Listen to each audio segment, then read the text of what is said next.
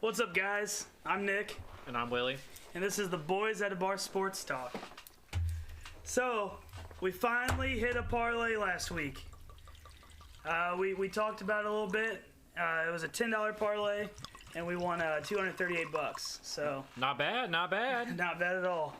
So we got some money in this week. We need the Bengals to fucking step it up right now. I don't know what the fuck's going on. They're being the Bungles. Yep. So we're gonna talk week 3 picks. We're gonna talk the games of last week, and we're gonna have a guest join us. One of my buddies. He's gonna join us when we talk about week 3. He's a Patriots fan, so he's gonna get a little insight on how the Patriots are doing and how frustrating it is to be a Patriots fan. And then as we're doing this, we're watching the Bengals game right now. It's a bit of a live reaction, as you will. Yeah. So we get to watch Jacksonville upset the Bengals.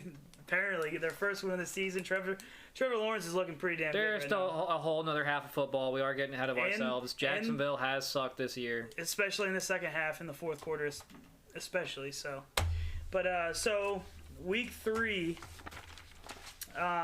Nick won. Again. So we did get it wrong. We tied week 1. We both had 10 wins. So I got 13 out of 16 correct this week. The teams I got wrong were Kansas City, Pittsburgh, and Tampa Bay. I was 11-5. The teams I shit the bet on were the Chargers, New Orleans, Atlanta, Tampa, and Seattle. Yeah, so I worked after the podcast last week. I went to work and my buddy was like, "Hey, Chargers gonna beat the Chiefs," and I was like, no way. Well, guess what? Between the Steelers losing to the Bengals, the Chiefs losing to the Chargers, who the fuck scored on the Bengals? Please say Jamar Chase. I'll have to look that up. Anyway, so I was close to $5,000 winner. I had 10 out of 12 teams on my parlay hit. The Chiefs are looking rough this year, man. Like, I don't know what's up with Mahomes. Pat the defense looks like also looks bad. Lazy. Yeah, they look like I don't want to say that. Let me reword that. I don't think that Pat's gotten lazy. He just looks a little more careless with the throws, and also that defense. It looks like Swiss cheese. The defense looks bad. Through three games, they're letting up an astronomical amount of points. They can't stop anything. Some crazy news right now. We'll talk about a little bit more later. But Richard Sherman to the Bucks. Did you hear he already got a pick in practice? Did he? Yeah. Not only that, our boy that we've loved, he just couldn't stay away from the marijuana, is back on the Chiefs. Yep, they're Josh missing. Gordon. That O-line for the Chiefs hasn't looked near up to par. Eric Fisher, did he retire or is he just hurt? He was a Chiefs lineman, ain't he? I don't know if he retired, but I know he's gone. Because they lost him. He's on the Colts. Oh, he's on the Colts. Man, the Colts. Well, since you're here, we'll start with the Colts, okay? So you can get in a little bit. Tennessee, Indy, 25-16. Tennessee won. That makes the Colts 0-3. Moves Tennessee to 2-1. And the Vikings are 1-2. Eat shit, Brown. Ryan Tannehill had a 3 TD game. He also had 2 picks. Derrick Henry, once again, proving he's Derrick Henry. The man is a bust of a human being. That's actually what I put in the notes right here. I actually said I think Derrick Henry just showed why he's the best in the league. 28 attempts, 113 yards. Julio Jones, a fairly pedestrian game. 3 receptions, 47 yards. Carson Wentz, if he's playing on 2 bum ankles, not the worst performance in the world. I will say, watching that game last night, so I went through and watched all the games, and man, Wentz, I'll give him credit, man. He looks like he's hurting every single run he does. What are you guys doing during the game? Because we can. We're also doing a live reaction to the game, so it's gonna be weird, but it's gonna be fun. Also, it's the only time we had time, Devin. Exactly. I will say, Carson Wentz, if he was healthy, I honestly think they could have beat the Titans. They also don't have Quentin Nelson, right? He's been hurt, so that's a huge shot. Thank you, Willie. You're welcome. No problem, buddy. So that was a huge shot. Did you see that Marlon Mack requested a trade? or the team and Marlon Mack have mutually agreed to seek out a trade. I'd like to say something. What the fuck happened to Jonathan Taylor? He had 10 attempts, 64 yards. I know, but this whole season, though, he's just been meh. Not great. Okay. And I will say, dude, I don't know if you saw it, but I hate to say it, bring this up to you, but Derrick Henry pulled off another fucking, it wasn't a stiff arm, it was a truck, but literally launched Darius Leonard like 5 yards. It was fucking nuts. So that was really my highlights of that game. I really thought if Wentz was healthy, the Colts probably could have won that. I'm also glad to see Pittman kind of actually stepping up a little bit. He had 6 receptions, 68 yards. Yep. I definitely think they need him to play a bigger role as far as with T.Y. out. Oh, for sure. But see, Pascal's also been playing pretty good this season. Zach Pascal's been. I think what happened was they pretty much they've been doubling Pascal, maybe putting a safety over the top of him, so then Pittman's been more open. But we'll see. So we are getting ready to call my buddy, and we're gonna go all over the games, and we're gonna give all 3 inputs. So it'll be a little fun, and I think next week we'll have someone new, or maybe both. But hear me out beforehand. Yeah, beforehand. This is Boys at the Bar.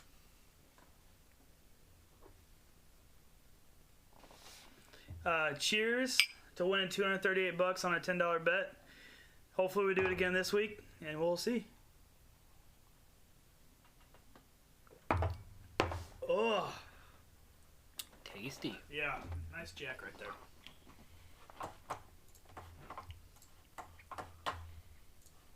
Give us just 1 second. Let me connect this. Turn this up. In the meantime, how do you guys feel about the game currently going on, if anyone's watching it? I feel like the Bengals are so wildly inconsistent. Can you hear us?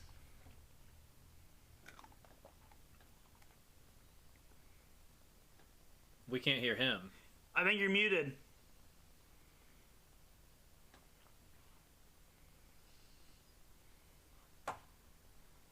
Can you hear me? And he's gone. And he's gone. Hey, we're gonna work this out. It was a great podcast content. It was Hey, you know what? If you're still in here, Brown, if you guys want to trade Marlon Mack over to the Ravens, I will gladly take it. I'm just saying. What do you think of? Hello? Hey, we can hear you now. Can you hear us? Yeah, can you see me? Yes, sir. Let me full screen you. Let me set myself down. All right. And you are with us. What is up? Hello, sir. All right. So I'm just railed over here in this game. Hey, who scored the touchdown for the Bengals? It was CJ Zoma. Oh, what the fuck? I know. I'm not happy about it. He has some same game parlays right now too. That So was not what I needed. That's the last thing actually that I need. go Mixon. Oh yeah. Ooh, that was a. Ooh, looked like he. All right. So we just went over our week 3 picks. I won this week. I've won the past 2 weeks. We tied the first week. So we've been doing pretty good. So what are your thoughts on this game so far, Jackson Bengals? I was talking to my other friend before this game, and I said, I really think what's going to happen is Lawrence is going to come out, and he's going to play the best game of his career so far. And then they're just going to shit the bed in the fourth quarter. And lose. Like they always do. That's what we're on track for right now. I could 100% see that. Yeah. I think they need to get for the Bengals to like produce. They need to get that running game going. It looks like Mixon's doing a little bit better. Yeah, it almost looks like they're just trying to feed the game through Mixon at this point. Which, if they're gonna win, they need a balanced attack. Yeah. I agree. Also, but the Jaguars defense has been feisty all year. I'll give that to Urban Meyer. He does have a great defense going on. I mean, there are a lot of underrated guys who they piece together, but I like them. Yeah. Well, what do you think of the trade of C.J. Henderson? I think that was awful. Yeah, it was so out of left field. It made no sense. For Dan Arnold, of all people, in a 3rd-round pick, you spent a high draft capital pick on him a year ago. He's had 1 year, and you're done with him. Makes no sense. No, not at all. None. So ignorant. That's the type of move that's a Bill O'Brien type of move right What do you mean? Come on, best trade in the NFL. Yeah. Oh yeah. Yeah, I mean, if you're from Arizona's side, it's the best trade in maybe team history. All right. I will say, honestly, just based off that trade, he should be fired. Or he was. Oh, So, yeah, I mean, he was fired, but yeah. But that should have been right there. Been like, wait, what are you doing? That should have been overruled. But I mean, he came out today, or maybe it was yesterday, and he said, I guess he was joking and saying that he wanted to get fired by the Texans so he could go back to the Patriots or something along those lines. If that was, Jeez. he probably could have just quit at that point. Yeah. This man's probably just trying to cover his ass so his mistakes look a little less. I will say, this is interesting. I had this thought today. If he did want to go back to the Patriots, that would make a lot of sense. This arch that he's on. Hear me out. Now he's off the Texans clearly. He had a good run in Houston the first 3 years he was there. He was like beloved. Everyone really liked Bill O'Brien. But hear me out. Obviously, it hit the fan the last 3 years, but If he was planning on going back to the Patriots, why would he not just trade Nook there? that's true. You know what I mean? True. Be like, hey, do you guys want to give me a third rounder for this guy? Yeah. And I'm sure as hell Bill Belichick would have been like, yeah. I agree. I can see him making his way back there, though. I mean, he's working at Alabama now, and clearly there's always a pipeline from Alabama to New England. He's only 50. I mean, I could see that eventually. I mean, maybe when Bill's gone, Bill's 70. I mean, maybe at some point he comes back. I could see that. Well, I was gonna say, wasn't Josh McDaniels pretty much promised that head coach job? Oh, gosh, I hope not. That guy's a nightmare. I'm pretty sure he was, because he didn't leave in years past because Kraft had told him he pretty much gets first crack at it. Do you remember that debacle like 2 years ago where he was going to be the Colts head coach before Reich got the job? Yeah, and it was he backed out at the last second. Yeah. Yeah, exactly. I think he's a nightmare. Have you seen Steve Belichick? Have you guys seen him? No. Okay. I highly recommend you look up a video of this guy. He is Control-C, Control-V Bill Belichick. He is 100% a carbon copy. The way he speaks, the way his mannerisms, everything. It's weird. It's so weird. And he's the defensive, I think he's the safeties coach, but he pretty much calls the defensive plays. that's awesome. So, by the way, let's pause for a minute. I don't even know if we introduced you. So, who are you? Who's your favorite team? I'm Billy Aldrich. I am a Patriots fan, tried and true, through all those hard times. He doesn't look like him, LOL. So, I have a little debate with Looks you. like a redneck. He looks. Okay. I have a little debate with you. Okay. Does Bill Belichick mean more to Tom Brady, or does Tom Brady mean more to Bill Belichick In what regard? and the Patriots? Who meant more in that system? So, I think the fact that Tom won a Super Bowl to me with Tampa's first year. I mean, Tampa was pretty loaded, but 100% agree, but they win that same Super Bowl in New England. They don't lose. Here's what they don't do. If they had that same roster in New England, they definitely don't go 7-5 through the first 12 games. Exactly, yeah. That's for sure. The hell was that?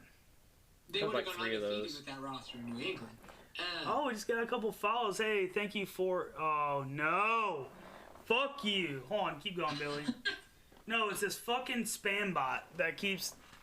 It's been doing it to like all streamers lately, and he just spams you. Interesting. But anyway, Here's what's hard to determine in that argument. You have to decide this.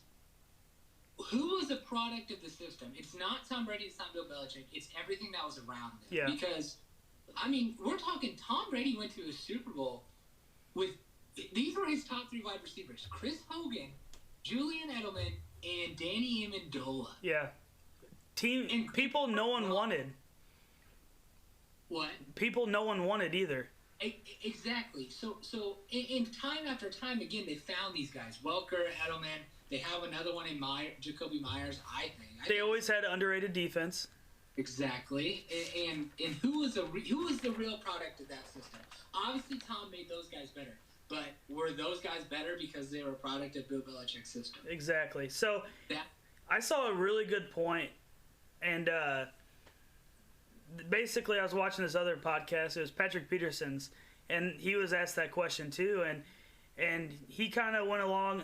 At the end of the day, he said Tom Brady feels more involved if it wasn't for Tom Brady, but Bill Belichick also early in his career, if it wasn't for Bill Belichick showing him those ropes, put him in the, like, giving him defensive-minded system, and it could have been a different outcome. But Tom Brady is still Tom Brady. And at the end of the day, Bill Belichick is still Bill Belichick. He'll probably go down as one of the best head coaches ever. So, for sure. And it took to, like, 2000. It wasn't until about 2005 before Tom was really coveted as, like, a great quarterback, a good quarterback even. I mean, they carried him the first 40 years. Yeah. I was looking at game logs the other day, and he was awful his first year as a starter. He just was terrible. And they did amazing that year. Literally the last game of the season, they played Carolina, and they won 38-6. Tom threw 1 touchdown, 2 interceptions, and like 160 yards. And the defense scored 2 touchdowns. They had a kick return touchdown. Like, the team just carried him. Mm-hmm. It's so hard to debate. It is. We're all going to Baltimore, Minnesota game. Dude, I want to so bad. This is my buddy Willie. He's a Patriots fan. So I will ask you this. Hold on. Wait. No, I'm not a Patriots fan. No, Billy. Oh, you said Willie. It sounded like. No, I said we want to. Oh. But I will say this. Come on, Mixon scored. Reached over. Come on, touchdown. Give that to him. Did he? No. Stop at the 1. Literally like half a yard. But what? Just give it to him again. Anyway, so I will say, are Patriots fan more? Did they follow Tom Brady to the Bucks, or are they kind of like fuck Tom Brady? Like how does that go? So Patriots fans, I mean, the general consensus is they're obviously hurt that he's gone, but they're never gonna. I mean, 90% of them aren't gonna root against him. Yeah. Or definitely aren't wishing. Well, yeah. When one player brings you that many Super Bowls, no matter how the breakup looks, you're still gonna remember the fond times. So who are you rooting for this week?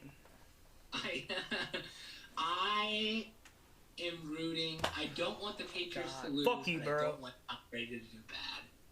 So you want Tom Brady to throw for like 400 yards, 3 touchdowns, but New England still wins? Yeah, that'd be awesome. That'd be crazy. So what are your thoughts on Mac Jones this year? Okay, so I really like Mac. I think he's honestly right now proven to be the best rookie right now. Trevor Lawrence is obviously disproving me right now. But you can tell he's got some developing to do. Yeah. He's a rookie. He's a rookie. Exactly. And he really is the epitome of a system quarterback. He was in an awesome system at Alabama, and he's in an awesome system now. And we saw that's what Tom Brady was. Tom Brady's a system quarterback at first. Like I said, they carried him for 4 years. So we saw what that can turn into. And I wouldn't be shocked if in 4 or 5 years, I don't think he's Tom Brady level, but I think he's certainly Matt Ryan, Philip Rivers level of play. I mean, he also reminds me a lot of like Kirk Cousins too. I personally think the measuring stick, like this is going back like 5-6 years. We're doing those. I always said the most average quarterback like of recent football is Andy Dalton. If I can say a player has a better outcome than I think Andy Dalton's career will, he's a success. Or he kind of, as far as like skill. He also kind of reminds me of like a Carson Palmer in his prime. I can see that. Like sitting in the pocket, throwing, reading defenses. You know what I mean? He's a smart kid. He really is. So let's pivot off that. Let's talk about the Saints and the Patriots. The Saints obviously won that game. Mac Jones, 30-51, 270 yards, 1 touchdown, 3 picks. Yeah, he really looked like a rookie. He threw his first and his second and third pick that game. Yeah. Damn. On a more positive note, Jacoby Myers, 9 receptions, 94 yards. which, again, I actually like him a lot as a wide receiver. Kendrick Bourne. Speaking of, Jacoby Myers has 104 career receptions and like 140. Yes, he will. He will when this is over. Sorry, go ahead, Billy. Someone in the chat was saying something. Oh, sorry. I was saying Jacoby Myers has 104 career receptions and like 150-ish targets, 0 touchdowns. That's actually impressive. So some of my thoughts on the game. So the Patriots defense, it looks like their zone isn't very good. The Saints were like, Winston was able to find the soft spots in the zone pretty easily. It looked like their man wasn't bad, but the zone on the long field looks bad. But the red zone defense looks pretty good. I will give the Patriots that. They are historically the epitome of a bend but don't break defense. They've been huge on that. I think they stopped that a little bit when Patricia left, and then now that Patricia's back, I see a lot more of that bend but don't break, which does work. It's proven to work, but it also works a lot better when you have Tom Brady to score touchdowns on the other side. Exactly. You know what you guys need a Justin Tucker. Yeah. That's true. Nick Folk is like 30. It's like 13 field goals in a row right now. Though. Yeah, he's hot. He's on a really good consecutive right now. I will say, the Saints kicker, man, that score could have been a lot higher, and they missed 3 field goals. Something I want to talk about as far as that. Sorry to cut you guys both off. Jameis Winston, through his 2 wins, has 7 touchdowns, no picks, but the man only has less than 300 yards in his 2 wins. It just shows how good that defense is. The Saints' defense is slept on, in my opinion. I will say, the times Taysom Hill got in the game just goes to show he's not a fucking quarterback. He needs to get off his high horse, stop being a Tim Tebow, and just play tight end. I like Taysom. I'm not gonna lie. I don't like him at quarter. I don't like him at quarterback. Hold on. I like him in certain situations at quarterback. He's a playmaker. Yeah, it's almost like a wildcat, but you have like a guaranteed throw. Yeah. Like if need be. It's so obvious when he comes in. I mean, what? Yeah. He came in the game 3 plays against the Patriots, did not throw one time, ran it every single time. Yeah, agreed. You ought to call read option play action. So they did. They did an RPO. It was an RPO bootleg. He rolled to the right, but the Cameron Jordan, I believe, was in his face, so he juked Cameron and just ran. But like I said, the Saints defense isn't bad. But also, how's the Patriots O-line though? So 3. They might have a top 3 defense. I mean, especially when they're playing without Lattimore and without one of their linebackers right now. Their defense is phenomenal. If Jameis can just come into his own a little bit and not Jameis. I thought Lattimore had the game-ending pick. Is he? I thought he was hurt. Joe Mixon touchdown.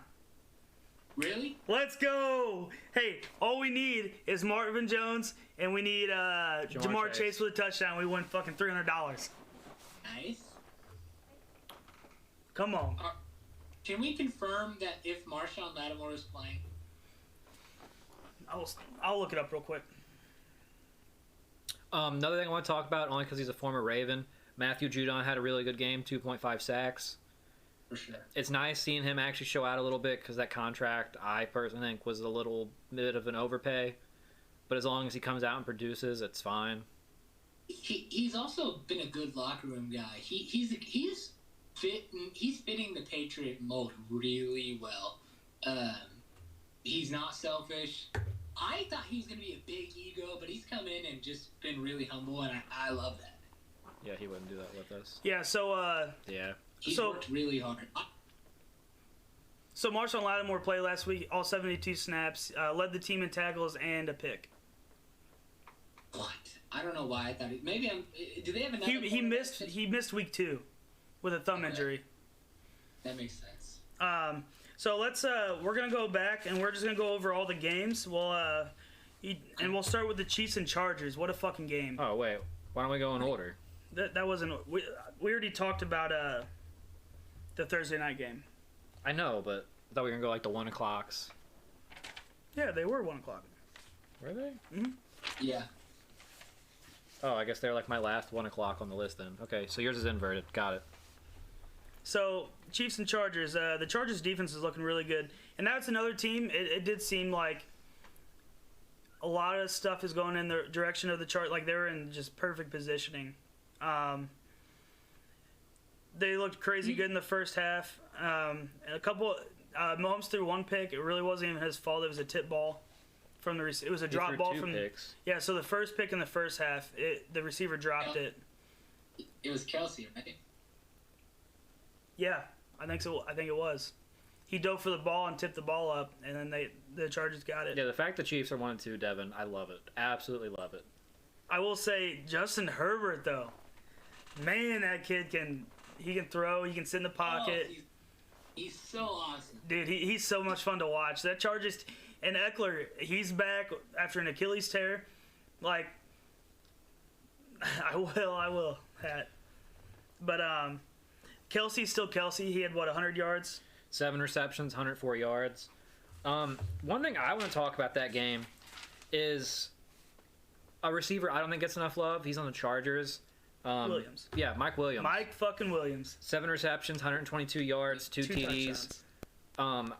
Between him and Keenan Allen, they really are a good wide receiving core that I don't think gets enough love. Well, you also got to think you have someone like Keenan Allen. What they're going to do is they're going to put a corner on you, and they're going to hover a safety. So if Keenan Allen beats the corner, you still have that deep support for Keenan Allen because he's a deep threat and a possession guy. So you have that. So then Mike Williams, that's 2 guys on 1. Mike Williams is going to be the guy. I agree, and this is how Mike Williams was intended to be used since he was drafted. He's a first-round pick. He's 6'5". He's like 220 pounds. He's huge. He's the same. I mean, he's almost the same size as Calvin Johnson. Yeah. The guy monstrous. He has some drop problems, but man, he is flashy, and he's their only other big target besides Jared Cook. Yeah, that technically counts as a fumble, even though it went out of bounds. Yeah, but so Clyde Edwards, that was I think the first game for the Chiefs where they actually had a solid running game. Edwards-Helaire had 100 yards, 17 attempts. I saw a pretty good debate today. Yeah, so Edwards did do good, 100 yards. I mean, he didn't do good in the grand scheme of things. Yeah. But he had, as far as like a numbers-wise, a good game. But I was seeing a lot of people were pissed off that they drafted him and not any defensive players. And it's kind of going to show nowadays that the Chiefs really need those defensive guys. Yeah. Like, yes, he is a good speed back, and he helps that offense. But you have weapons on offense already. Why spend the draft pick on a running back when you can get the DNs? They wanted that Kareem Hunt replacement. Yeah. And Kareem Hunt's killing it now. He doesn't bring, in my opinion, Edwards doesn't bring, CEH does not bring anything more to that offense than Darrell Williams. Exactly, yes. I agree 100%. And they have Jerick McKinnon. Jerick McKinnon is a solid scat back. What was that? He's electric when in short spurts, McKinnon. Oh, yeah. I wish they would get involved a little bit more. I mean, he was doing good. I didn't write down his stats, but he had some not really good drives. Yeah. But, so moving on, we can go Cardinals-Jaguars. So, Murray has a touchdown, a rushing touchdown in all 3 games, man. He's looking pretty damn good. I mean, he does look great. And I feel like a lot of people are surprised right now. He did the exact same thing like a 5-game stretch at the beginning of last year before I think he hurt his shoulder, and then he was just not the same guy after that. No, for sure. Oh, good flag. Yeah, honestly. I think Kyler Murray this year, as long as he can stay healthy, he might need to adjust his running style, personally. Yeah, he's taking a lot of hits. Yeah, he scares me. He runs hard, too. He's not scared. Yeah, Jamal Agnew's 190-yard touchdown was pretty crazy. Jamal Agnew, the first 2 weeks, has a special teams kick return. Did you just see this nasty catch he had right here? Yeah, I did. Really? Yeah, so we have a buddy His name's Cody. So he placed a bet on Jamal. So FanDuel you were able to pick, defensive score and defensive special teams touchdown. Yeah. Well, he was putting Jamal Agnew and then the defensive touchdown, so you're double dipping because he's the return guy. And they fixed it now. Now it doesn't count anymore. But the first 2 weeks, he hit on let's just say a lot of money. He didn't want me to discuss it last week, so I won't throw him under the bus like that. But let's just say it was a fucking pretty penny for cheap. The IRS is listening right now. Yeah. But yeah, so... Another thing I want to talk about during this whole game, AJ Green, 5 receptions, 112 yards. D-Hop was hurt. Christian Kirk, 7 receptions, 104 yards. I think this goes to show that I think through the first couple weeks it's really been the DeAndre Hopkins show as far as wide receivers on that core. The fact that these 2 receivers came out and actually showed, and I'm glad for AJ Green. I loved him and on the Bengals. I'm just glad to see him out here playing good football now that he's not hurt. He looks like old AJ Green. Yeah, he's been that guy. He really has been. He's a reliable set of hands. He's like he fills that Larry Fitzgerald role so much better than Larry did last year. Hate to say it, but here's a good topic. We talked about this the first episode. Me and him were debating. Do you think Larry Fitzgerald? All right. He's like, if you look at his numbers, he's a top 5 all time. Do you think he? Yeah. You think he's top 5 all time as far as wide receivers go? Yes.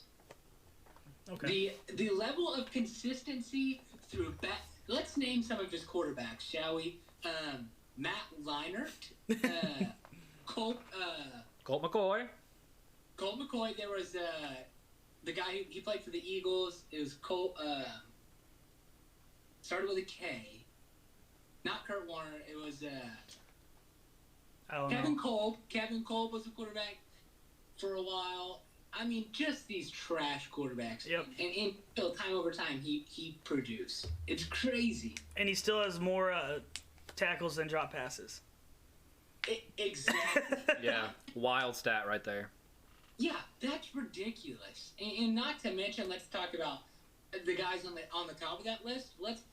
I can't name the other 4 besides Rice, but I mean, look at the quarterbacks Rice had, and obviously Jerry Rice is.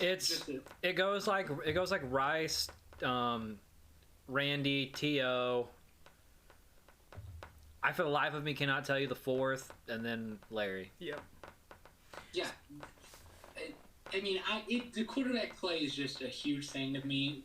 Receivers who can produce without a top 10 quarterback like that, insane. Yeah.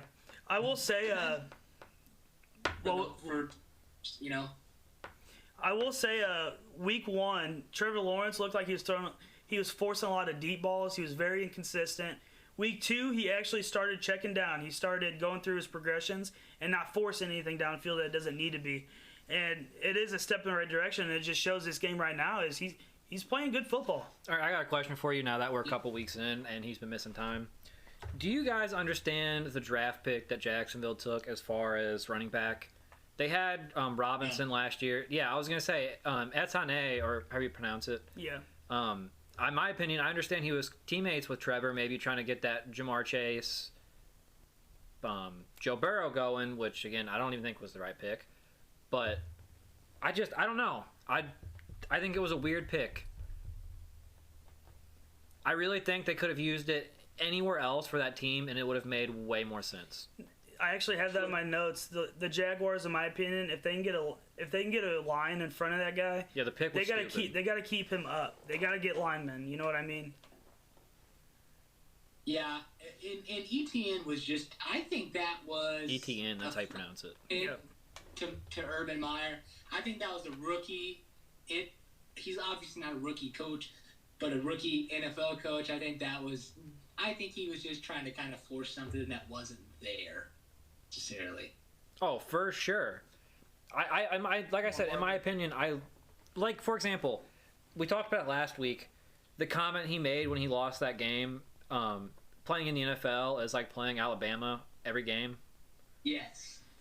Jags also. I think that comment alone just shows his inexperience as far as decision making in the NFL. Yeah. Whole different ballgame. It's not an easy transition. Speaking of transition from college to the NFL, Matt Rule has done incredible. I expected the Panthers to just be awful last year, and so many times they played tough games, they kept it close, and they were decent last year despite the team around them.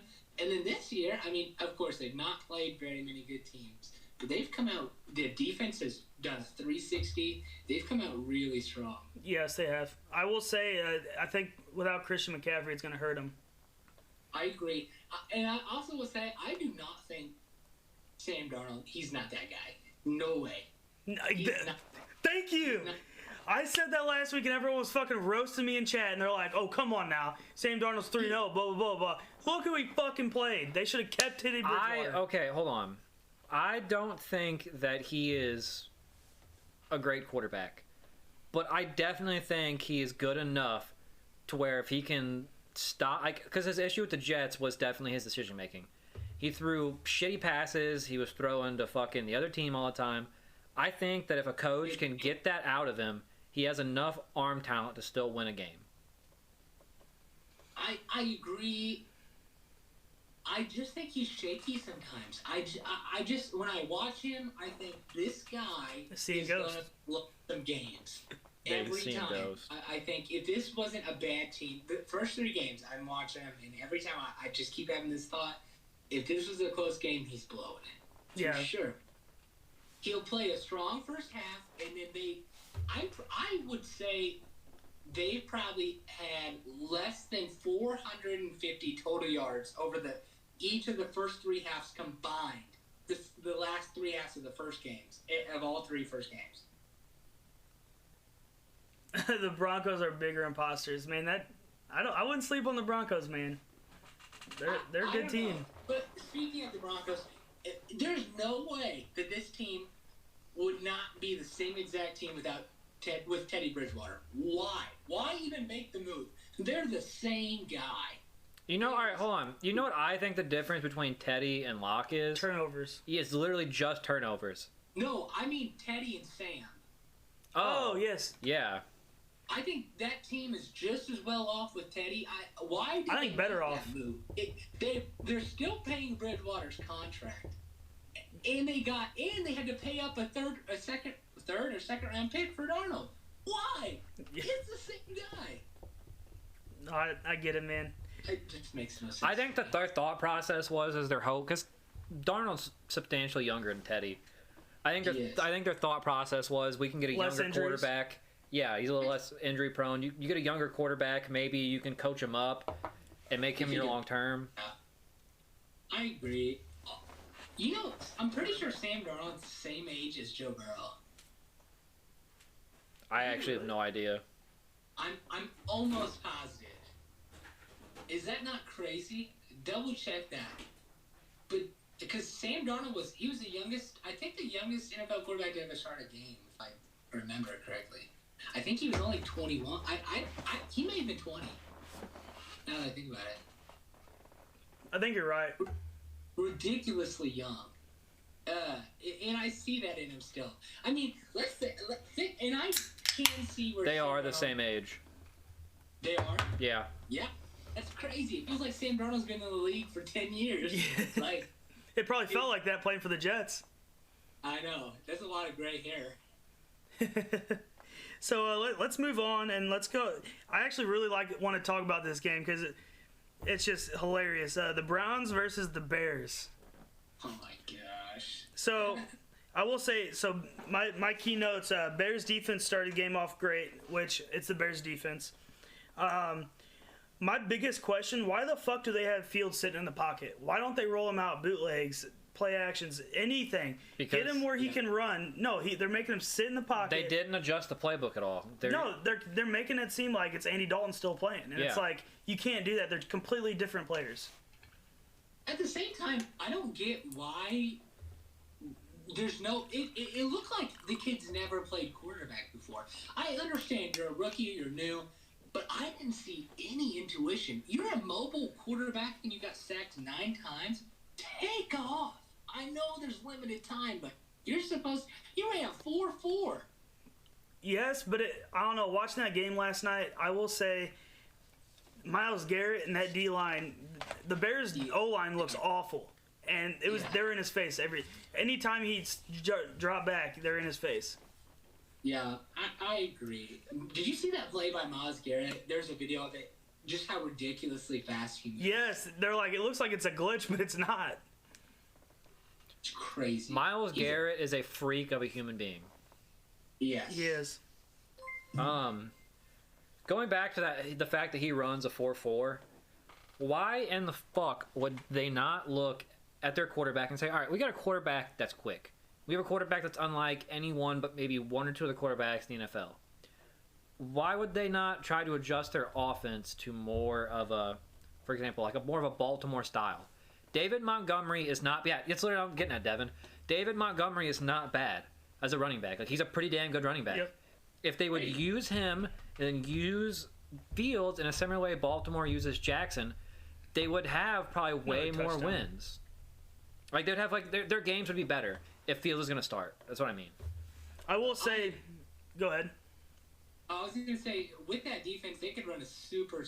They should just copy and paste exactly what Baltimore does. Yes. That defense, with Fields, it doesn't make any sense to do what they're doing right now. Like, for example, Lamar Jackson is 4th in the league in rushing yards. Yes, exactly. You have a quarterback with similar speed. I don't know if he's as elusive as Lamar, but they need to use his wheels. The fact that this man is this quick, you need to run almost an option-style offense. You would think, an NFL head coach, one that also coached quarterback Patrick Mahomes and was this offensive guru who Matt Nagy. Andy Reid. You would think he could make an adjustment mid-game. If I was Ryan, who's their GM? Ryan Pace? Yes, I think so, yeah. It was Ryan Pace. He's out of there the next day. Yep. He's gone. I will say, Odell's back. Yeah, Odell had, what do you have? 5 receptions, 77 yards. I wouldn't say he's back, but he definitely had a pretty good... Yeah, it's a pretty good game. First game back after an ACL or whatever. I mean, yeah. He made one catch on the sideline that was just insane. Odell. Yep. Classic toe touch. I will say, I would love to see him and Landry and Chubb and Hunt in the backfield. That team would be a powerhouse. Like, why can't they be healthy at the same time? Yeah, never. Exactly, never. They were for a little bit last year, but Baker was the one that had issues. Exactly. Yeah. But yeah, so just Myles Garrett, 4.5 sacks, career day for him.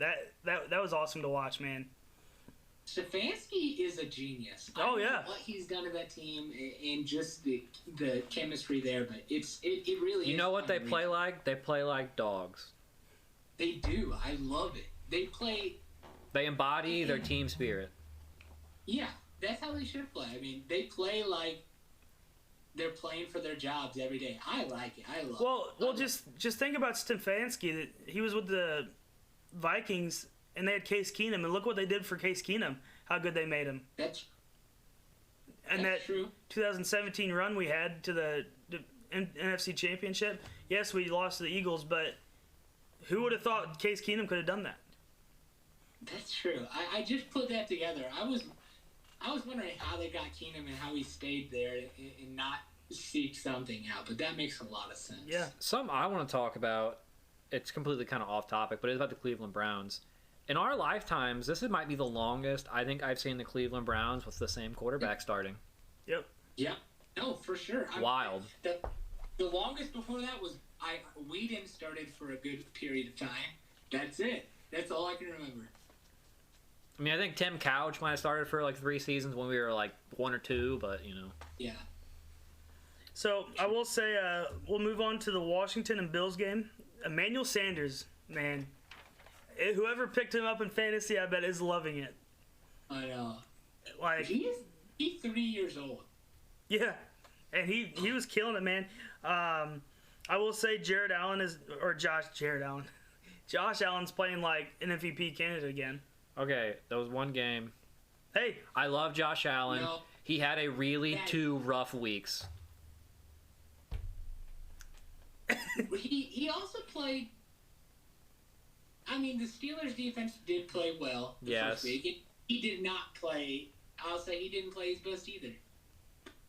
Like, I'm glad to see him doing good, but through the first 2 weeks, this man did play horrible. Yeah. I wouldn't say, okay, week 1, horrible. Week 2, I wouldn't call what he did horrible.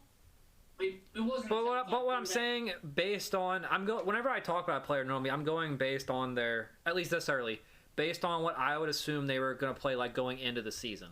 I can see. Okay. Everyone thinks Josh Allen's gonna be this MVP candidate, and if you base it off of that, I just don't think he's living up to his hype.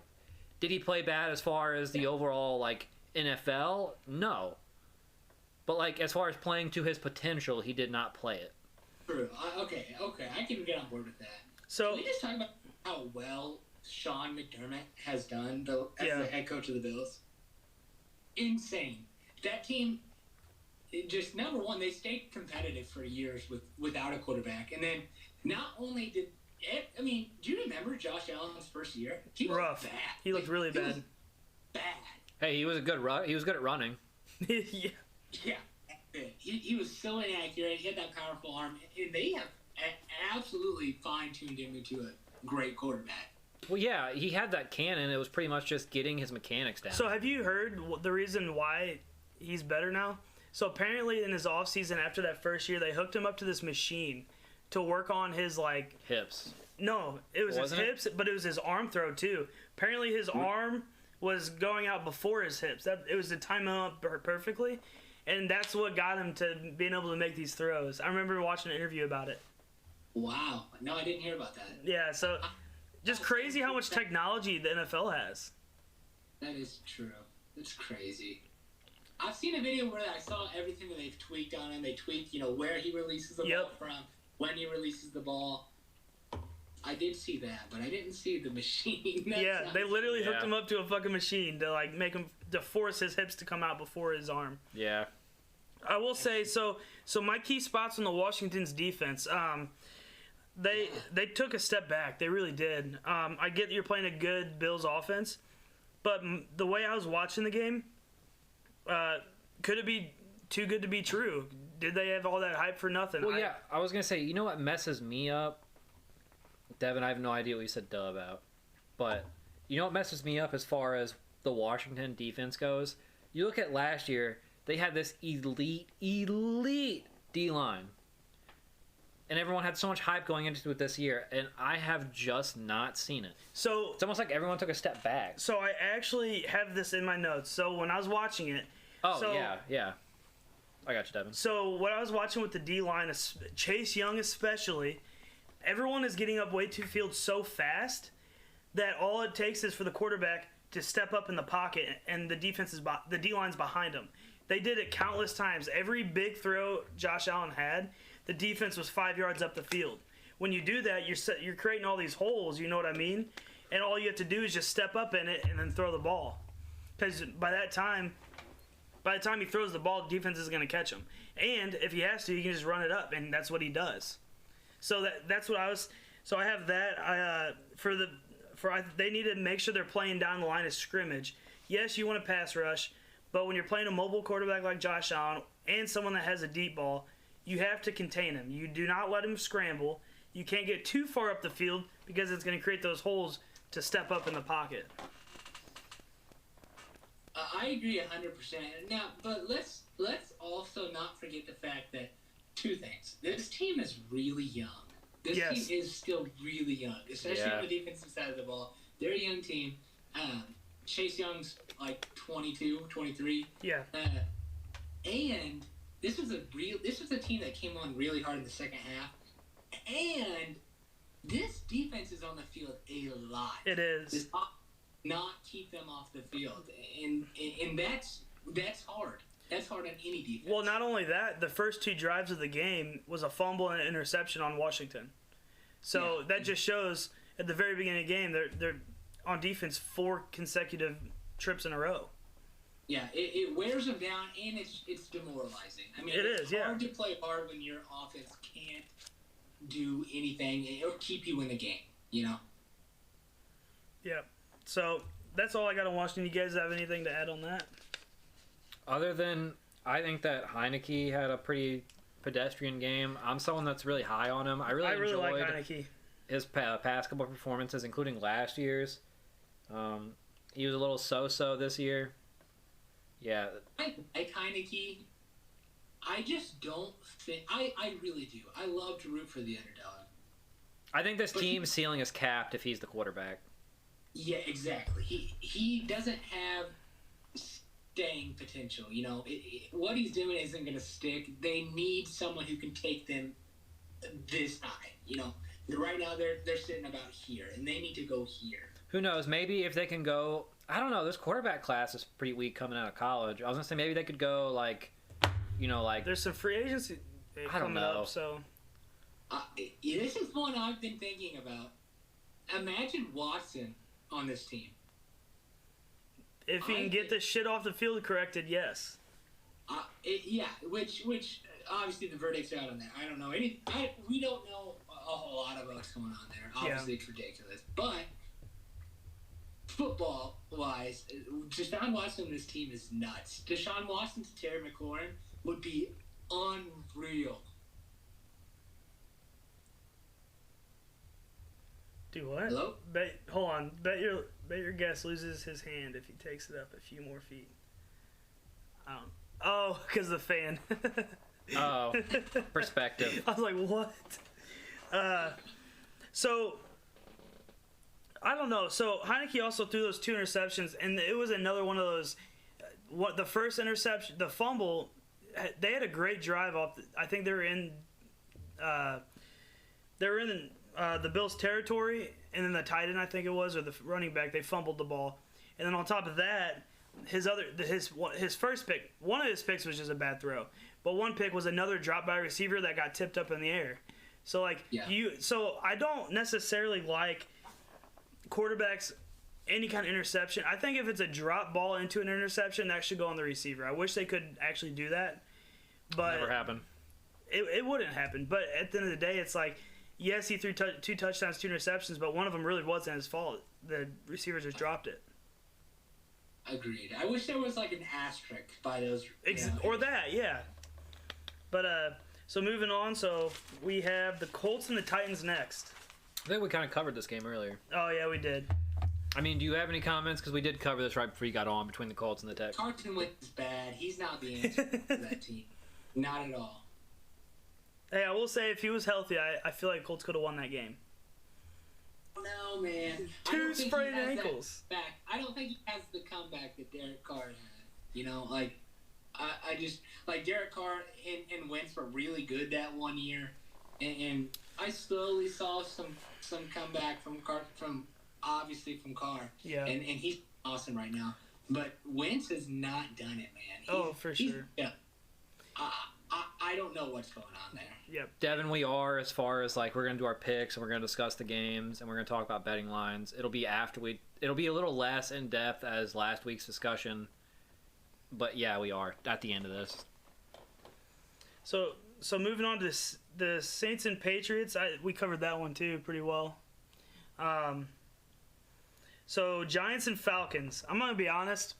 I watched it, wasn't impressed, and I said, you know what? Who even wants to fucking hear about this game? So unless you guys have something, you know what? I actually have 2 things I want to talk about this game. Okay. I think Cordell Patterson deserves more touches. Oh, for sure. I've always loved Cordell Patterson. I mean, I'm biased, but he's Bengals touchdown. It was not Chase. Who was it? Number 87. Whoever the fuck that is. Tight end Uzma or whatever. No, it wasn't Boyd. Auden Tate. I picked up Patterson on waivers before that game. Damn, good job. Yeah, I was gonna say Patterson had 6 receptions, 82 yards. As far as running the ball, he's looked great. Another thing I want to talk about is Saquon Barkley in that game. While he had 16 attempts, 51 yards, not very good average. He also had 6 receptions, 43 yards. So the fact that he eclipsed 100, I think, is like a good thing as far as his recovery. Yes. Agreed. We haven't seen much of that. What made Saquon big and just next level was these breakaway runs that he consistently had. We haven't seen a lot of that. We saw he had about a 30, I think it was like 36-yard run the prior week, but outside of that, still haven't seen a whole lot of it. I'm waiting for that to come back. Exactly. Another weird thing I saw, this might not be true. I'm literally going off some shit NFL just showed me a minute ago. Daniel Jones has yet to throw a pick this season. He has one lost fumble, but he has thrown no picks. Wow, that's shocking. So He's still bad. Let's he's still bad. But if he can limit them turnovers, at one point you have to look a little less on him and more so on the team. You know what I mean? Because if he's not turning the ball over every other possession, he is bad. I'm not saying he's not a good quarterback, but I'm definitely saying at one point if he's not turning the ball over. Agreed. I agree. And I would love to see him with a real coach. I hate Joe Judge. Personally, cannot stand the guy. I don't like Joe Judge, and I definitely don't like Jason Garrett. I mean, you're asking to be mediocre. You are just asking to be mediocre. How is that the hire for your offense? That's kind of like when the Jets said, hey, let's solve all the answers to our problems, spend our first overall pick on the court, hire Adam Gase. Wow! Yeah. No sense. All right. No. So moving on, I have a great quote from me. Okay. Bengals and Steelers. You ready for this? Yeah. Ben looks like a drunk uncle trying to play football with the kids on Thanksgiving. Like watching him, he looks fucking out of shape. He looks slow. His throw is horrendous. Hold on, hear me out. Something I think that is not going to win you a game for the Steelers is the fact that Ben threw 58 passes. Yeah. In 19 to Najee Harris. Yeah. 19. Yeah. If you watch, and he caught 14 of them for 102 yards. I mean, Najee Harris had a damn good game. But if you watch the game, their offense. If you watch the game, dude, their offense is terrible. He was throwing 5 yards every fucking time. He had one 15-yard pass, but everything was literally either behind line of scrimmage or a little slant. And you guys know what's fucked up too? If you guys watch the offseason at all around the Steelers, the owner said that as long as Big Ben wants to be the starter for this team, he will be the starter. When do you just pull the plug and be like, listen, man, you can be a backup? I mean, I think Big Ben is better than any of the options they have currently signed to the roster. I agree. It's close though. I mean, I don't think Mason Rudolph is great, but I think he can. At this point, he might be able to push the ball a little bit further. Exactly, he could. Or no, you know who I was impressed in preseason? Big Ben needs to get on that Tom Brady diet. No, I liked Haskins more than Mason Rudolph in the preseason at least. It just seemed Haskins was getting the ball off on a good time. He wasn't sitting back and didn't Haskins have 2 really good games in one game that he looked like he shouldn't play in the NFL. Yeah. Hey, back up one thing to the Giants. I just wanted to bring this up. I thought about. Did you see that they signed Isaiah Wilson? I did, yeah. I didn't. Former Titans first-round pick. Really? He was a fantastic prospect. He really was. He was great. He played at Georgia.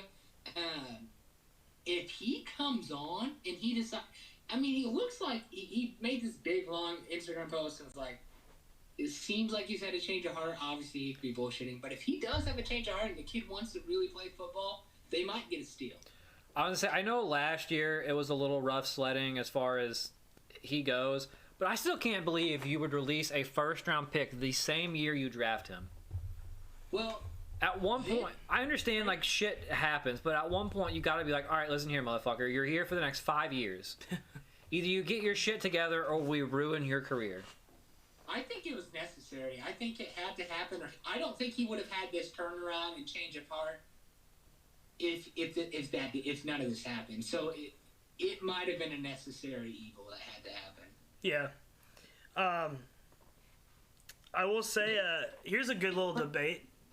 By the way, they traded him to the Dolphins, and then the Dolphins cut him after 1 week because he refused to show up. Here's a little good debate. Did Claypool take over the wide receiver 1 position for the Steelers? I hope so. He also has a case of the drops, man. He does, but looking at numbers wise, he's gotta go up and get some. Yeah. Okay, hold on. If you're going off numbers wise, I have Homeboy in fantasy. He's had 1 good week out of 3. Really? Deontay Johnson has had 2 good weeks out of 1. When did you have a good week? Not 1 week this season did he have a good week. If you watch any analyst, they consider Deontay Johnson as his number 1. Really? But that's just what I'm going with. What the fuck happened to Juju? Is he just more focused on TikTok? Does he not want to play in the NFL anymore? No, hold on. If you look at Juju's first 2 games, he had 70 yards in both games. Really? Also, we can't judge any of these receivers with Big Ben, yeah. Very And true. Juju made a piss poor move, man. He should have gone to the Ravens. Yep. He really. Yeah, Deontay Johnson Yeah. is considered the guy right now in Pittsburgh. He's not. He's gonna get less money probably this next year than he would have been offered by the Ravens. He should have took the Ravens deal. I mean, Lamar Jackson, in my opinion, is a terrible passer, but He can still run an offense at least. yeah, he's pushing it downfield more than Ben is, and that he would have had no competition. Yeah. So, It's just crazy. So this will be a. Did I miss one? Did I miss one of these? We had one last week. I don't know.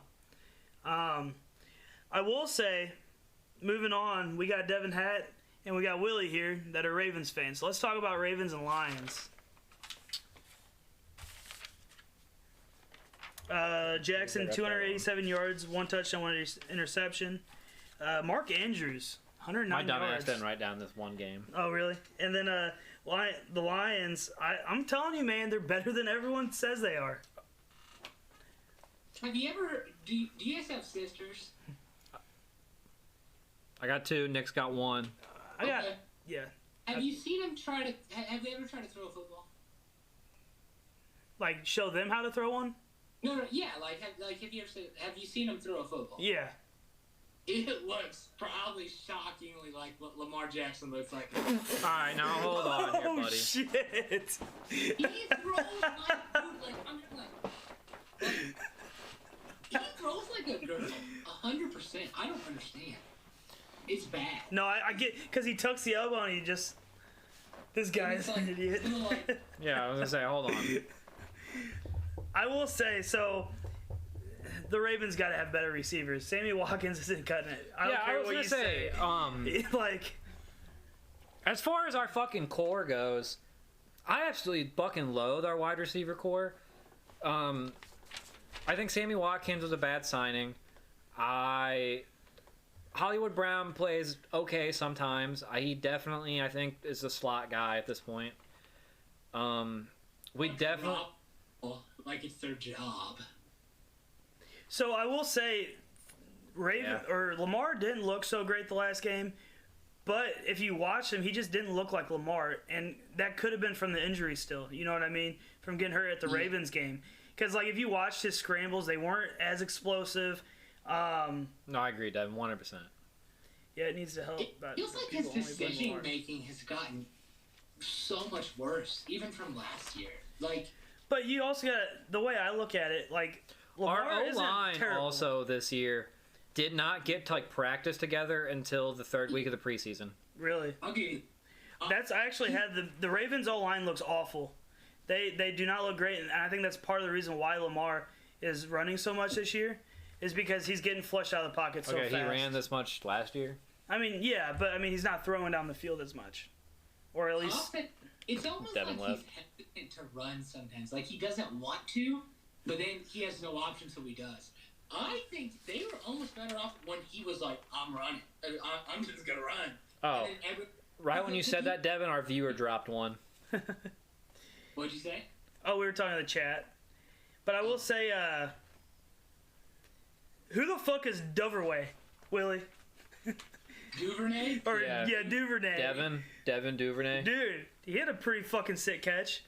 I will say I think the Ravens are a prime example of playing to your opponents. They play a team like the Chiefs, they beat them. They play great football.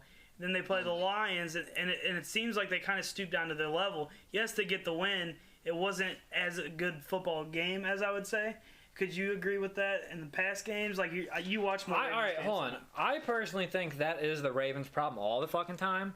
We quite literally play to our opponent. Like when Yeah. you watch games in like years past, it always feels like no matter how like what opponent we're playing, we never like curb stomp someone. We just play slightly better than them Yeah. or we lose. And that's what I was kind of It pisses noticing. me off. Yeah, I mean that's how the Minnesota Vikings are. The Cardinals should have been a blowout in my opinion. We almost win that game, and then we get fucking stomped by the Bengals. I mean, it wasn't stomped, but if you watch the game, the Bengals dominated. And there's teams like that in the NFL that it just seems like they play to their opponent. The Browns every year until now have done the same thing. too. Exactly. I Yep. mean, they've had a hard time playing at their skill level consistently. So the last thing I wanted to highlight with the Ravens, congrats to fucking Justin Tucker making that 66-yard field goal. Could he be on the way of being the new GOAT over Vinatieri? I mean, he has some, not yet. He has some work to do. He has some years to put in. But I was gonna say personally, he has. Hold on. Here's a cool stat I watched. I think he's 13 for 13 in game-winning kicks. I'm giving Jay Tucker the GOAT personally. Really? Over Vinatieri? Yep. 100% agree. Don't even ask me. He is so clutch. He's won so many games. For sure. Like I said, he's 13 for 13. Not a single missed kick for the game-winning kick. I was gonna say I fucking love Justin Tucker. No matter what happens with the Ravens, I don't care if we finish 0-17 in a season. As long as Justin Tucker plays for that fucking team, I'll have pride in him. And I wanted to say, Bull, is that a football seat? What? Oops. Devin had now. I'd suck his dick, no cat. That's funny and hilarious. But I will say that missed call. That doesn't matter. He hit the 66 yard. He hit the 66 yard. We're not talking about the delay of game. We're not talking about the delay of game. But the ref should have fucking called that delay of game, nope, dude. Didn't happen. Dub's a dub. Yeah, we talking about what missed call. Watch the end of the game. Watch the last play of Lamar Jackson. It was on 0 for like 3 seconds. Yeah, but that play clock isn't always. The refs keep the time on the field too. Basketball or football jersey. I was about to say, are you dumb? I don't know why I said basketball, but so I will say, highlights from the Ravens, man. If they can just play Raven football and not their opponent's football, I think they'd be a lot better team.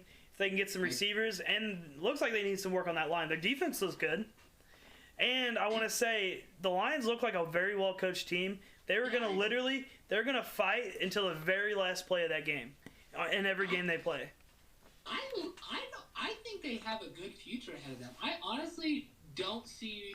I think Jared Goff can still be okay. I mean, he's not no Matthew Stafford, but he's what? He's not no Matthew Stafford in my opinion. But I just, And I mean, he beats that Andy Dalton skill. I think he's about that Andy Dalton. Yeah. You know? It's my friend Billy. So, moving on, I got Jets and Broncos. I also didn't write much about this game. It's the Jets. Don't really care about talking to them. Yeah, honestly, I want to talk about Zach Wilson. Bad. He shows no signs. I've not seen one thing with Zach Wilson where I've been nothing. Like, he's got a good future. He can. Yeah, and maybe like fucking acting or something. Yeah, maybe in commercials. Yeah. The Jets didn't even scout another quarterback. On Disney Channel, yes. I will say something crazy that Von Miller said to Teddy Bridgewater. He said that he has shown the most leadership on that team since Peyton Manning. Yeah. That is crazy, ain't it? I love Teddy. He's an inspirational guy. Like, it'd be insane. Yeah. But so yeah, I really didn't do much of that. I will say the Dolphins and Raiders game was a fun game to watch, though. Did any of you guys watch it? Yeah. Hold on. Back up 1 second. Let me just give you this comparison. Okay. What do you think? Drew Lock is 100% the next Ryan Fitzpatrick. 200% maybe. You think? You know who I think the next Ryan Fitzpatrick is, to be totally honest? Heineke. No, dude. I think it's Drew Lock. Drew Lock's got a big arm. He can go off sometimes, but sometimes terrible decisions. I think he's still Ryan Fitzpatrick. You know what? Do you know what the difference in between them two quarterbacks is for me? Yeah. Football IQ. Mm-hmm. Oh, I could give you that. I think Drew Lock is he is a smart quarterback. But I don't think he's quite the study that Fitz is. I agree, but look at Fitz's decision making on the field. I mean, yeah, he plays lights out for a half of football, and then he'll go out the next half and throw 3 picks. It's not always there. Yeah. That's been his whole. If he just played like he plays in all those good hats, he'd be a Hall of Fame quarterback, you know? Oh, I mean, yeah. So, but the Dolphins and Raiders, Dolphins' defense is looking pretty damn good. And this is my personal opinion. I want to hear you guys' thoughts. I think Brissett is playing better than Tua. I don't think Tua's very good. Me neither. And I don't think Brissett's very good either. Really? I think is an awesome backup because he can carry a team, but he can't. He's not going to lead your team to the playoffs, you know. But Tua's not. I mean, just watch it. I don't think he's better than Mac Jones. No, he's not. No. I'm someone that's actually pretty personal. Like, I love Mac Jones as far as rookie quarterbacks go. Yeah. And I really have never liked Tua. My favorite rookie quarterback, he hasn't played yet, but it's Trey Lance. I was about to kill you if you told me Kellen Mond. I mean, he looked pretty rough. He has some learning to do, okay? But no, so Kellen Mond's the backup to the Vikings. No, or a third string now. So bad. But let's just say though, Derek Carr, almost 400 yards. Barber had 111 yards. Ruggs Let's had a talk about over game. the fucking course of 3 games, he's averaging 400 yards a game. Yeah, he's on pace for 6,700 yards right now. Billy, you got that top quarterback ranker by you? Overtime does help a lot, yes. I don't have it with me. You don't? Maybe next time you get on, we'll talk about that. I can tell you, yeah, I can remember it pretty okay. well. I don't. Let's try it. Okay. How does Derek Carr rank on that? So I had him. I finished him. I could not bring myself to list him above Justin Herbert. Just couldn't do it, and I couldn't bring myself to list him any higher than number 11. I know he's playing awesome right now, but he's like 3 plays away from being 0-3. So, I mean, yeah. I just couldn't do it. He's playing awesome. I can't rank him any higher without seeing this for at least another 2 or 3 weeks. Oh yeah, for sure. I will say the overtime was really fun to watch between the Dolphins and Raiders. Raiders went down kick, Dolphins went down kick, and the Raiders ended up with the last kick. And it was just a fun defensive game to watch. I'm glad to see the fact that Henry Ruggs has had 2 back-to-back good games. Yeah. Nice to see for the development of his career because I didn't think he was doing anything as of last year. By the way, Billy, I have him on fantasy, so eat it. I'm telling you, I have Brian Edwards, and I can't wait for him to just come on. I really think he's got potential to be an awesome receiver. Yeah. So I think Brian could be a 8 target a game kind of guy. I don't see why he couldn't be. So let's talk about the game of the week last week. Bucks and Rams. Deshaun motherfucking Jackson. God, he's so old. How does he still run a 4.2? Stafford and Cup, like I said last week, they look fucking unbelievable together. They're on the same page. I think the reason Tampa Bay lost is because they have no run game. They also have no corners. Murphy's no, I get that. Well. I 100% get they had no corners. Run on the Rams regardless. Do what? You can't run on the Rams. Exactly. No, yeah, I agree. The Rams are they're doing great, but I'm saying the fact that their run game was so stagnant, I think is... I will say, I actually have it right here in my notes. I think that could be the NFC Championship, Bucks and Rams. I think the Rams might...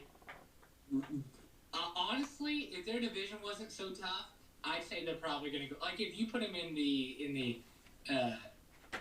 NFC East, is that the Cowboys division? Yeah. They'd go undefeated. Oh, for sure, for sure.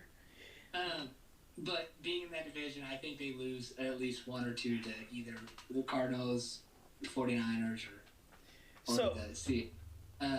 See, honestly, I don't see them losing. I don't think the Rams are going to lose to anyone in that division. The 49ers look too inconsistent. You really don't think Arizona has a shot at all? No. Just because of Arizona's defense, honestly. That's the only reason why. I mean, if Arizona can get to the quarterback. Yeah, but after that first week, they haven't been able to. Daniel Jones didn't even have a fucking sack or even a quarterback pressure when they played the Vikings with a shit O-line. I thought the Rams were... I thought they were going to be...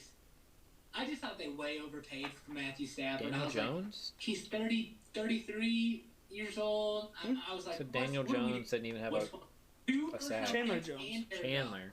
And he is everything this offense ever needed. Yeah. It's night and day difference. They are a possibly I could see them go undefeated. I wouldn't be shocked.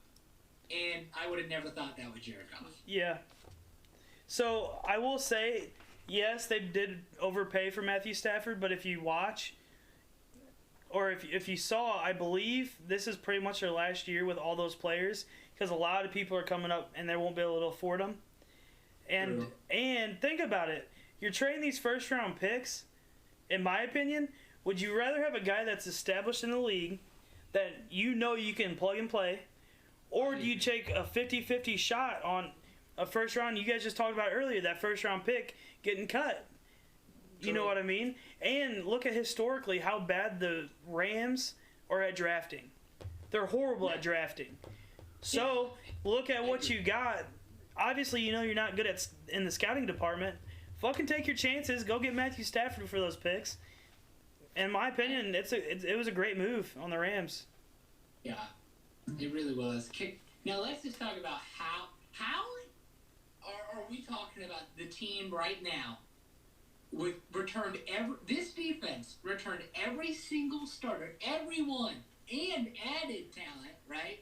They drafted a rookie linebacker / edge rusher with the 32nd pick, and this defense was insane last year. They held the Chiefs, who was the highest scoring offense in the league last year, to 9 points in the Super Bowl.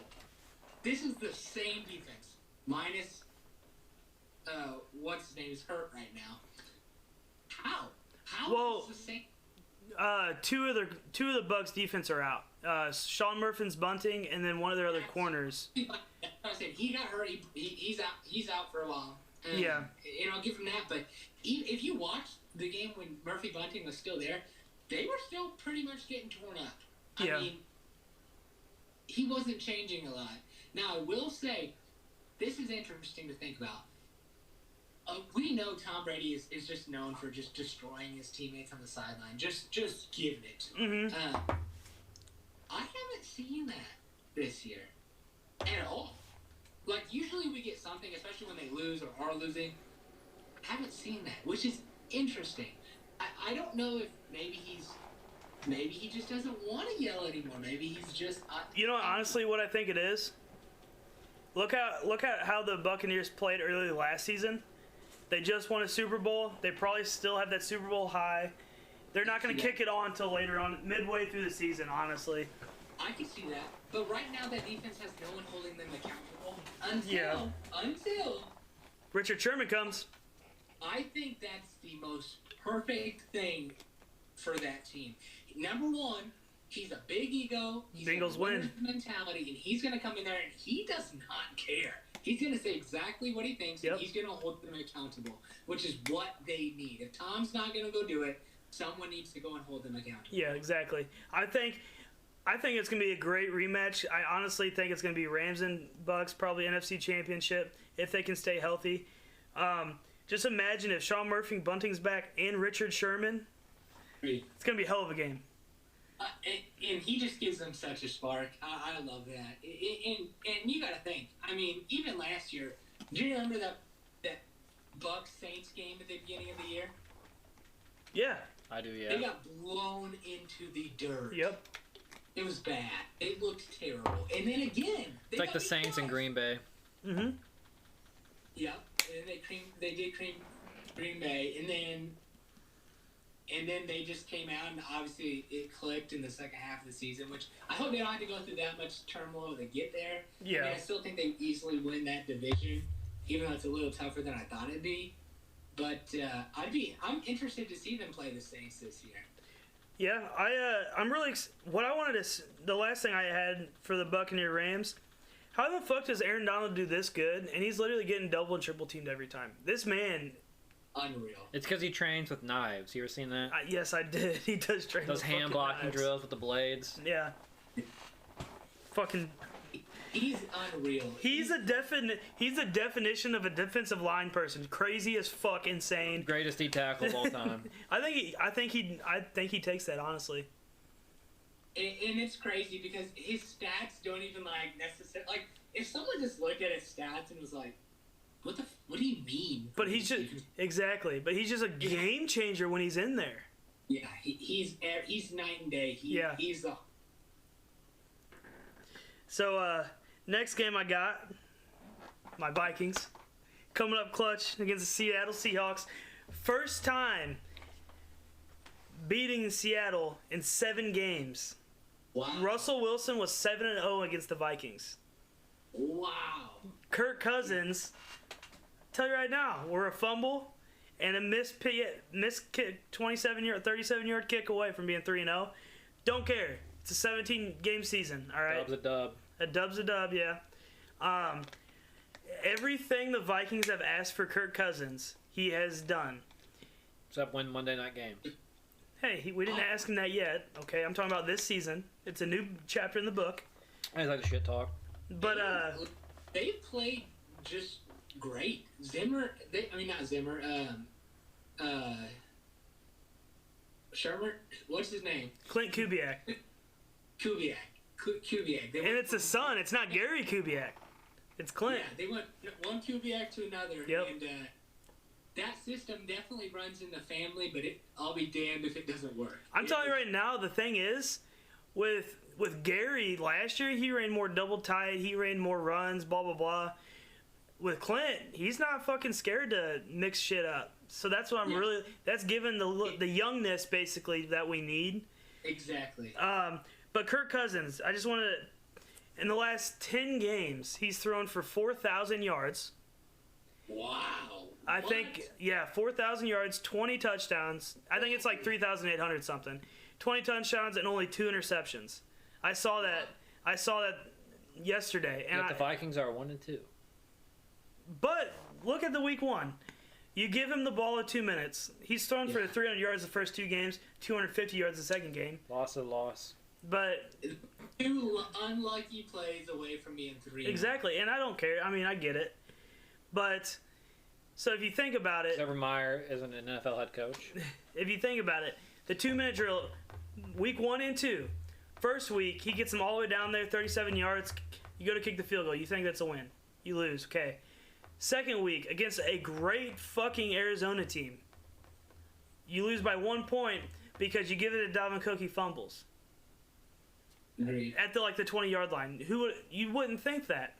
You're just trying to run out clock so you don't give them a shot because you know how that offense is. And then they come out last week without Dalvin Cook. Alexander Madison back up, 120 yards, I think. It was. Yep, 112 yards, Yeah. 59 receptions. Dude, someone made a bet. Speaking on that, there was a bet. I don't know on what side it was. Most rushing yards in week 2. They bet $50 on Madison, and it would have paid. I think it paid out like $7,000. What? And Derrick took it by 3 yards. Wow. Or something insanely close. That's crazy. That is crazy. Um, That hurt my feelings so yeah. bad. So, you want to hear a crazy stat, though? So, Yeah. all season, I was fucking so high, Whoa, buddy. okay, not that high, but I was high on Rashad Breeland, okay? Man, this guy comes from the Chiefs.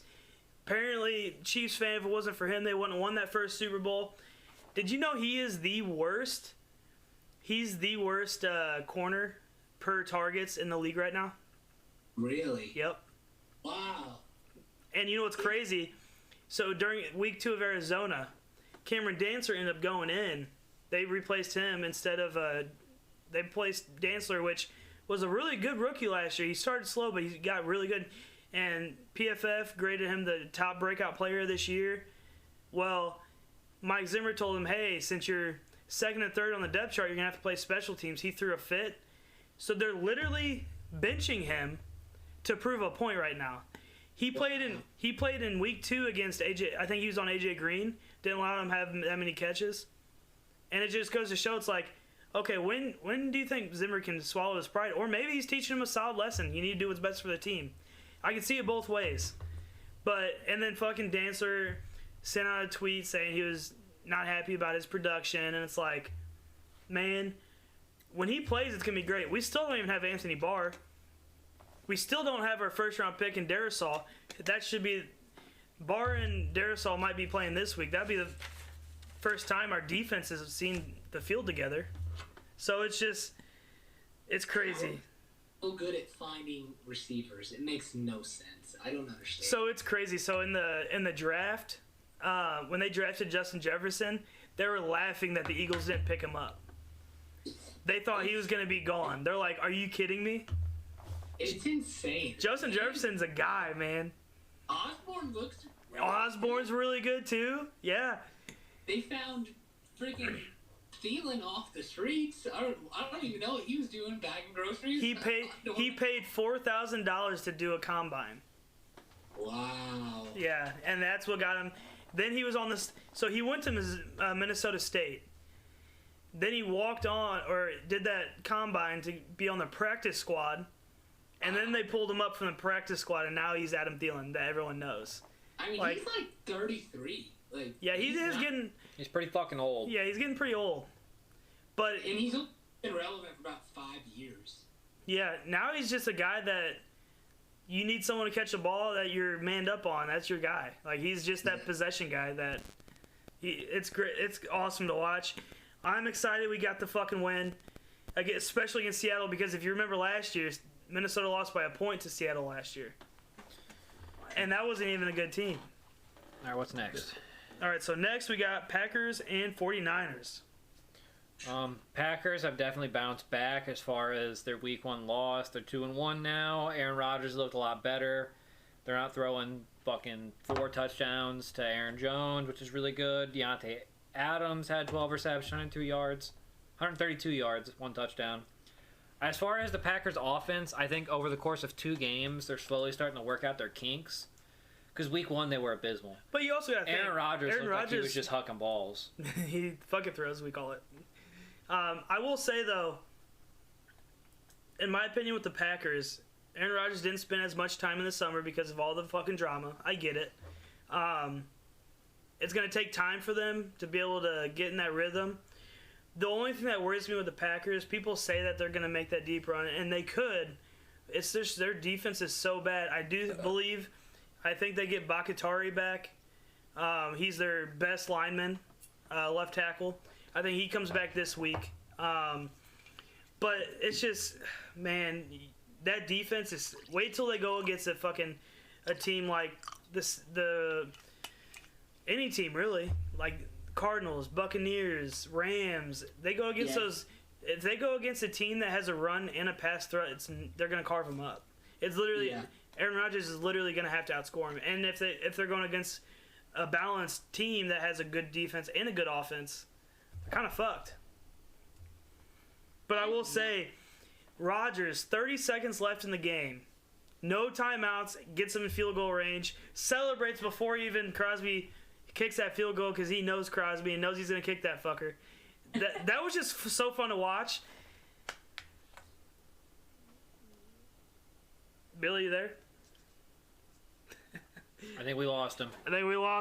Ladies and gentlemen, we lost him. Let me call him back. Billy!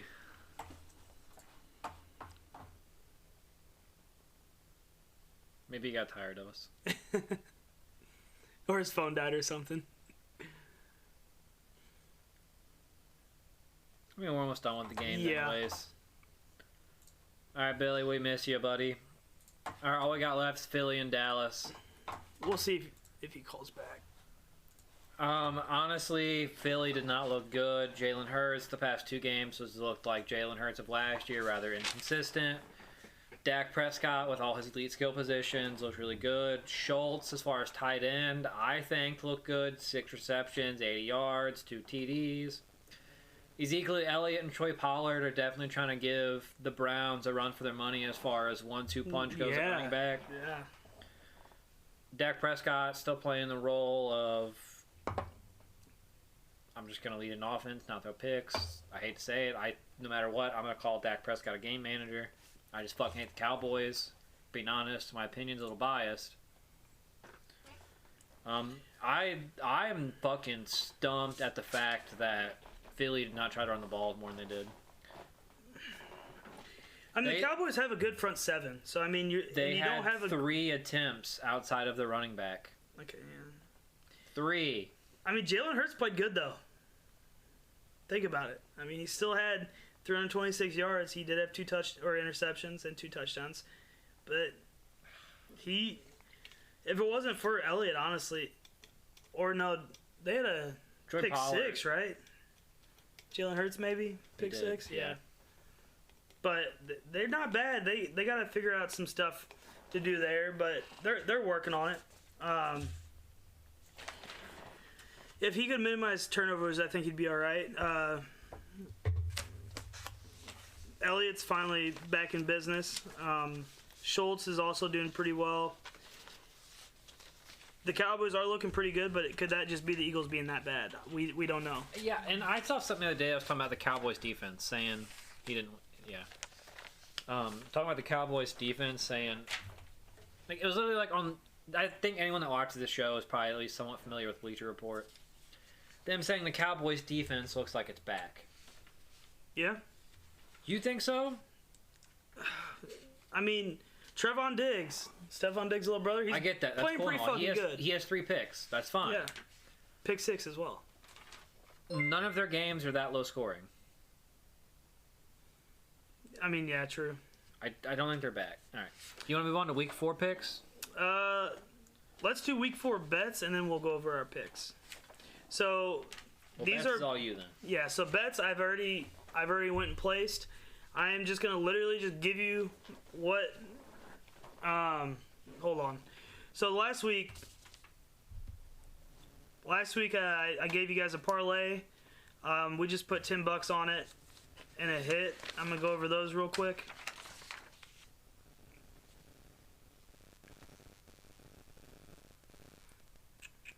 Damn, they didn't hit tonight.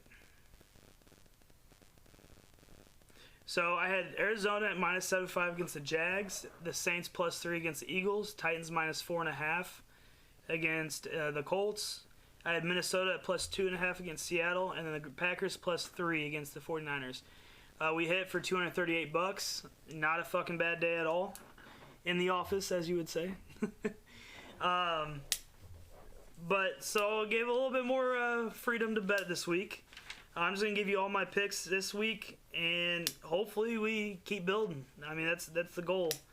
So my parlay number 1, I got Titans at -7 against the Jets. That actually changed to -6.5. So for the Titans or for the Jets to win, they would have to the Titans would have to win by probably by a touchdown to win that, which it's against the Jets, should be fine. I have the Cowboys at. You say that now. Yeah. I have the Cowboys at -4.5 against the Panthers. The only reason why I went that way is because Christian McCaffrey is out. I don't see the Panthers really doing anything else. Robbie Anderson's been a non-factor. I think this is going to be the Panthers' first loss. I do as well. I have the Bucks at -7 against the Patriots. I honestly think that Tom Brady's going to go play with a vengeance.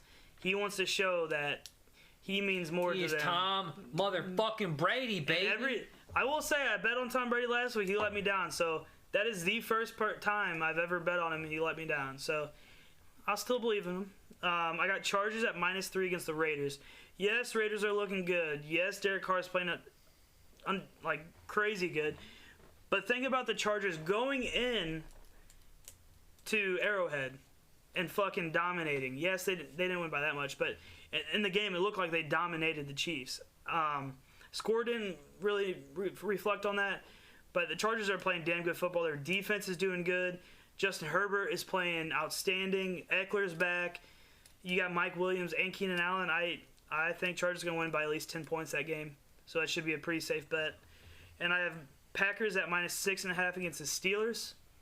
Packers are coming off a good win. Steelers are looking bad.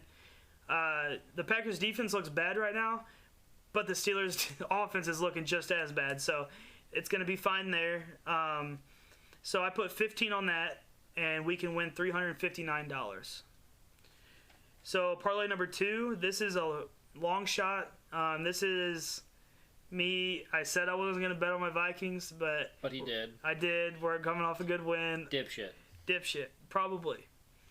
But I'll tell you. Every time you've bet, you lose. I'll tell you why. Okay. Because you like to lose. So the Lions, I have them at +3 against the Bears. The way the Bears played last week, I don't think they're gonna do pretty good. Lions are gonna get their first win. End of story. Even if the Lions are at +3, they're their underdogs. So even if the Bears won by like 1 point, or even tied the game, you win the bet. I have the Vikings at +2.5 against the Browns. If Odell and Landry were both playing, you good? Yeah, I'm just fucking with the camera. Oh, if they were both playing, I would go the Browns. The only reason I'm going the Vikings, I think I've done that once per podcast. You haven't noticed. The only reason why I have the Vikings, honestly, this might be the first week with Anthony Barr. It looks like Cook is back, and we have our first round pick, Darsal. He's going to be going against Myles Garrett. He's going to be better than what we have if he plays. Yeah, but it's still Myles Garrett. I get it. I was gonna say yeah, but like I'm telling you, if you watched our games, we need to replace that left tackle. I know we talked about this earlier. Myles Garrett, as far as like body shape goes, that man is fucking jacked. Oh yeah, for sure. He is such a freak athlete. But look at Danielle Hunter. He's the same way. But anyway, so then I have Ravens at -1 against the Broncos. I don't understand why the spread is so low. Denver's 3-1, 3-0. We're 2-1 with. Yeah, but Lamar might not play. What I looked at today that he is playing. Did you not get that notification like 2 hours ago saying that he was demoted to questionable? Really?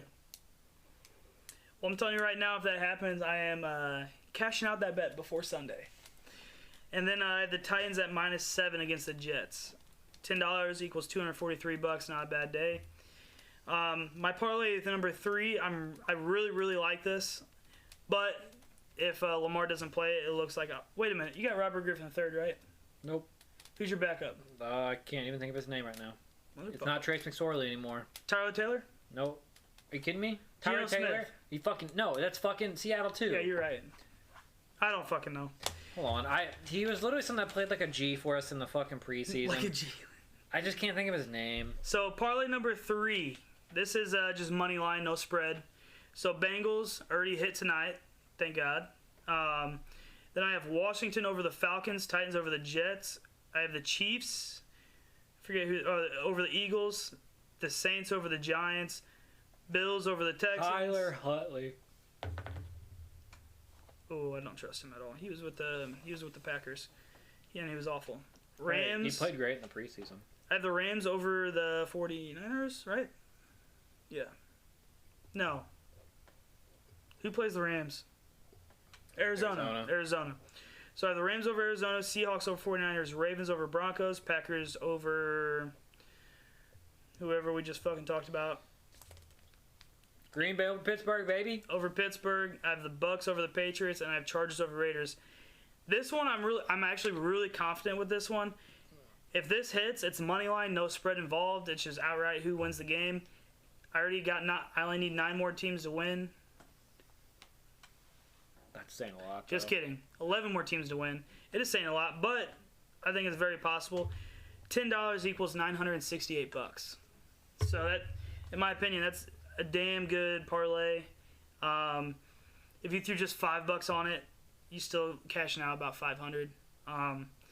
Like I said, pretty good. The most confident parlay I have though, I have Chiefs at -7, Titans at -7, and Rams at -4.5. I put $30 on that, you win $200. So that's just a safe bet. It's a 3-team parlay. You have a lot better odds than that than any of them. I will say, from what I've learned through my things of betting, if you're going to do a parlay, the 12-team, the payout will be nice, yes, if it hits. Stick with 5 teams or under. That is your best bet. Don't bet on the team you like because it's a double fucking whammy. I'd still like to go with Willie's weekly 3-team. Yeah, you didn't tell me earlier, fucker. What is it? I did hit last week, by the way. What's your team? I got Buffalo beating Houston. I got Indianapolis beating Miami. Okay, they're the underdogs, so that's a good bet. And then I got Green Bay beating Pittsburgh. They are not the underdog. You're right. So I don't know how much it'll be, but Not that much, but it's not going to be much. The Bills are at minus 1,500. So if you put like $10 on it, you might win like 15 or 20. But I mean, you are still winning money, so it's not bad. The Colts might up it a little bit. So it might not be a bad game to. It's an easy dub, honestly. I'm 2-0 as far as this shitty bet line goes. So my pick'em that we're about to go over, I put $5 on it. It wins $8,161. Now, will it happen? I did lose on my parlays tonight. I had a same game parlay. I had Mixon with a touchdown, Chase with a touchdown, Robinson with a touchdown. Yeah, too bad you didn't bet on fucking CJ Uzma. Yeah, who the fuck is that guy? Dude, what are you talking about? He's actually decent. I mean, okay. I Burrow over 253 yards. He did not get that. He was under. So I only put 15 on that. Oh, well. But anyway, so to our Week 4 picks. We're going to tell our picks and why we think they're going to win. Nick will start. I'll go. And vice versa. And if we have disagreements, we can have a little discussion. Thursday, we swept. We both were in the Cincinnati boat because it's the Jags. The fact that game was that close kind of surprised me, to be honest. I'll give props to Trevor Lawrence. He's looking a lot better than he has. He is improving week to week, and that's all you can ask for as a rookie quarterback. I'm going to say it every week just because it's the connection every major sports analyst is making. Peyton Manning sucked his first year. Yeah. Is he Peyton Manning? Maybe not. Probably not. Is everyone comparing it because of their picks? Yeah. So until he proves me otherwise in a couple years, I'm going to make this assessment. Yep. So I have Washington over Atlanta. This kind of worries me, to be honest. I think Atlanta has the skill positions to win. Exactly. I think Washington will win if their defense can bounce back from last week. Atlanta, that is a 50-50 game. I tried to keep that out of my parlays as best I could because, like I said, it can go either way. Matt Ryan. Why the fuck did I say Joe Flacco? Yeah, hold on, buddy. I'm a little intoxicated, I guess. Anyway, so Matt Ryan could just go out and ball and throw for 400 yards on that defense. Calvin Ridley might have a game. Kyle Pitts might have his first touchdown or his second touchdown. He already had one. I mean, I think the next game really doesn't need we don't need to talk about Buffalo versus Houston. Yeah, that's Buffalo. Detroit versus Chicago. I still have no faith in Matt Nagy. I just think Detroit's played hard enough by the time they get a win. I just really don't respect Chicago at all. I mean, after watching them play this season, they didn't play well unless Andy Dalton was in the game. Justin Fields phone died. Yeah, it figures. Yeah, I agree. And it's also, they're a really good spread, so the Lions are the underdogs for some fucking reason at +3. So interdivision games are usually super close, especially Lions and Bears. It's usually only a 3-point game. So at the start of the game, they're getting the +3. Yes, we're not doing spread. This is just money line. But if you're looking at a bet, I think Detroit is a very safe pick. Moving on, we got Carolina at Dallas. We talked about this earlier, but I have Dallas. Main reason, Christian McCaffrey's not playing. Ezekiel Elliott's looking really fucking good right now.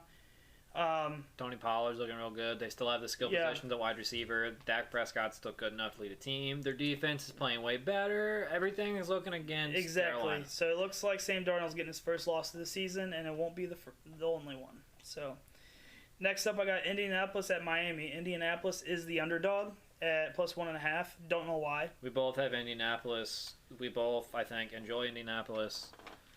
And this one's for you, Brown. Jabbabuttafingaz. Yeah. We're voting on you because of the beat. No, I'm just kidding. Yeah, I do like that team win that game. I do too. The only thing that honestly worries me, what if fucking Brissett comes out and has a revenge game? I hate Jacoby Brissett. I know, but revenge games happen in the NFL, and you never fucking know, dude. Yes, do I think it's gonna happen? No, but you never know. You got Cleveland beating Minnesota. No, I have Minnesota beating Cleveland. Oh, that's what I meant. Yeah, that's a bad pick. This is my reasoning why, and he'll say he's just gonna say because fuck the Vikings. No, I'll give you my reasoning why. Okay, so my reason, Kirk Cousins is playing outstanding football.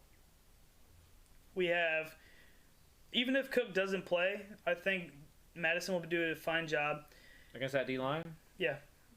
We would use him better. We're going to run out. From what I've seen with the Vikings, when you go to we're going to rather run to Jadeveon Clowney. We're going to rather... Which is worse. He's a better run defender. Better fucking... Jadeveon Clowney last year was a top 5 run defender as far as D linemen go. Better than running to Myles fucking Garrett, though. It's almost exactly the same. It's going to be lots of screens. It's going to be a lot of quick passes. It's not going to be a lot I personally think if those two are on the edge, you would want to hit that middle. I mean, they might. And if that's the case, Alexander Madison is a power back. That is what he does best. But no, Justin Jefferson, the Browns' pass coverage doesn't look that great. Yes, they're good. But I think Justin Jefferson, Tyler Conklin, KJ Osborne, Adam Thielen, they're going to have a day, to be honest. All right, hear me out. Next couple games, I feel like you need no talking. Tennessee at New York Jets. Yeah. It's the fucking Jets. No one thinks the Jets are going to win this game. Kansas City at Philadelphia. I don't think Philadelphia has beaten a team that actually matters this year. You know what I mean? Yeah. But just to close my argument real quick, and the way our defense is playing, we're playing really good. We are expected to have Anthony Barr this week. And I'm hoping fucking they get off the high horse and just fucking play Dantzler. If they play him, I think we'll be better off. But and that's what I'm really liking with the Vikings, because if you think about it, we played Seattle, beat them. Played Arizona, almost beat them. They have studs on the outside, right? More than one. Really, all you have to do is you put Pat P on Odell and Harrison Smith over the top. That's what they're gonna do. That's gonna shut down the pass game a little bit. Yes, he's gonna have yards as Odell. There's no questions asked. What they're gonna do is they're gonna load the box, because our front seven's playing great. We're gonna load the box. We're not gonna let them run on us. We're gonna make Baker Mayfield pass it, and when we do, we'll have 2 people covering him. So we're gonna make people like Njoku or fucking who's the tight end that used to play Tyler Hooper. Austin Hooper. That's what I meant. I don't know why I said Tyler. Because I said Tyler Conklin, probably. That's probably why. But Austin Hooper, they're going to make them win the game. So I really like the game plan if they do that. So that's why I have Minnesota. I think we agree each other on all the rest of the games except one. We both have LA Rams over Arizona. I think Matthew Stafford just puts the LA Rams in a different stratosphere. I will say, though, I definitely think Arizona has an upset chance. This is another 50-50 game. This can go either way. It's an interdivision game. I hate betting on interdivision games, honestly, because if you think about it, if you look, I don't know how your guys' AFC North is, but most division games are close. No matter, even when you guys play the Bengals, it's usually technically close. Right now it's 3-1, 2-1, 2-1, 1-2. Oh, for that. Technically, the fucking Bengals lead our division right now. Wild. Next is the one we disagree on. I have San Francisco. And I have Seattle, and this is the only reason why I have Seattle. I want to say in years past, after a loss of Russell Wilson, he plays pretty well the next game. I will say... I just think Seattle's thrown a couple games this year. Yeah, their defense is their weak point, honestly. Their offense is fine. The problem with Seattle in this game for my pick, I'm not going to change it because I have this for as of right now. But if Tyler Lockett doesn't play, I do believe San Francisco will win. They'll have enough defenders. Just take what the Vikings did to stop them. You rush down the line, like I said, Washington needs to do. You rush down the line, don't get upfield, don't let Russell Wilson scramble on you, or anytime he gets out of the pocket, he's a damn good passer. Don't let that happen. Make him sit in the pocket. And when you do that, he doesn't look like Russell Wilson. He's going to have some throws, yes. Yeah. And then 49ers defense is good. Like, I'll play devil's advocate. I can see them winning that game. It's just, me personally, I just don't have that much faith in Garoppolo. Their run game is kind of non-existent, and you have to have a good run game for his style of play, in my opinion. You have a good defense. You have a game manager as quarterback. You have to have a good run game for those two to work. All three of those to work. Yeah, I think Raheem getting hurt, Eli Mitchell that hurt him a lot, man. If they were playing, I would fucking double down on 49ers. I think as far as the next game goes, Green Bay versus Pittsburgh, we talked about this earlier tonight. I don't think that Big Ben has it in him. Green Bay's defense might not be the best right now, but they definitely have enough offensive firepower to probably match the points that Pittsburgh can put up against their own D. Yeah. I think we're both pretty in line. So at the end of the day, it comes in matchups. That matchups is what I wins get games. that. Yeah. No, but what I'm saying is, it's a perfect matchup for Green Bay. You have a good Steelers defense that TJ Watt might or might not play. If he never doesn't, know. it's If he huge. doesn't, yeah, that's huge. You saw it last week. If he plays, I do think Aaron Rodgers is mobile enough to get away. But you also got to look at the other hand. You have the Steelers' horrible offense, and the Packers. I wouldn't say horrible because Alexander's doing pretty good. They're mediocre. Yeah. I wouldn't say good. I wouldn't say bad. They're mediocre. They'll do what they can to get by. So you have that going for them. So I could see the Steelers having probably at least 4 field goals, three or more field goals. I don't think they're going to stop them. They're not going to be able to score on the Packers. I think I'm giving them one tutty. And they, no, I'm not saying I'm just saying it's going to come down to, instead of scoring, they're probably going to have to kick about 3 or 4 field goals. Yeah. I'm sure they'll have a touchdown. It takes one big play, you know what I mean? So I have that. I'm really liking Green Bay. Aaron Rodgers is finally back playing the way he needs to be playing. So Tampa Bay versus New England. I think Tom's going to go out and fucking torch him. Yeah, I just think that the fact that the New England offense is such short passes and screens, and I think that Tampa Bay defense is going to maul some dudes. That's what I was just thinking about. I want to look at. And then the last game of the week, I think, now that I'm thinking about it, it's a joke. So this is what I want to point out for you, okay? The Patriots have faced a Dolphins defense. Which is pretty stout. It's not up front. No, but I'm saying as Pass far as, coverage is good, yeah, yes. The Jets defense. horrible. Worst And in then the the league. Saints defense is good up front because of Cameron Jordan. You're going against the Buccaneers defense up front that is... Shaq, Namdakong, Dude, it's nuts. And then they have backups that could be starters on other teams. Vita Vea. So, I'm not going to lie. I could see a shutout over the Patriots. I could see it. Maybe maybe they keep them to a couple field goals. But I don't see a touchdown. Mac Jones is going to be running for his life. I want to bring up one more game real quick before we talk about the last game. Baltimore and Denver. This game kind of worries me a little bit just for the fact of that Denver's defense is good. You're kind of on my boat. If Ravens doesn't play, you're probably going to switch to the other team, aren't you? Ravens, Lamar. If Lamar doesn't play, yes. If Lamar doesn't play, I definitely think that the Broncos have this. Yeah. Just because I do not trust our team. We have so many injuries anymore. I feel like we're playing on the fly as opposed to off season. You know what I mean? And You take a team in the off season and they've gelled. They understand who they are as a team, and I just feel like Baltimore has had so many injuries. They're learning on the fly who they are. I think as time goes on, it's fine. But if Lamar doesn't play, which I saw some earlier is questionable, I definitely think that as a team we lose that game. Yeah, so my thing is, after we get to talk about this, if you don't get out here, I'm going to keep this on because me and I think Bill are going to talk about some bets, but that'll be, unless you want to stay for that. No, I open tomorrow. Exactly. Okay. So my thing with Baltimore, the only thing that makes me question the game is the fact that they stoop down to people's level, man. So it worries me that they're going to go out laying egg and barely pull off the win. But if Lamar, who knows? Who'd Baltimore Our play? defense also fucks me up sometimes because our pass defense Great. is And then... we shit the bed.